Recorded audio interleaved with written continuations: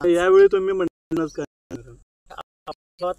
खेड्यातील तळागाळातील लोक जाण्याची आणि खासदार हा खेडेगावात लोकांच्यासाठीच काम करणारा असावा। तरी उद्याची जी मोदी सभा होणार आहे त्याचा इम्पॅक्ट या मतदारावर 100% होणार आहे तुम्हाला वाटतंय का? होय होय, मोदींचा सभेचा नक्कीच फायदा होणार आहे संजय दादांना। थेट आपण आता शेतकऱ्यांच्या ज्या प्रतिक्रिया आहेत त्या बोलक्या प्रतिक्रिया आपण जाणून घेण्यासाठी कागल तालुक्यातील सोनाळीमध्ये थेट बांधावरती पोचलेलो होतो।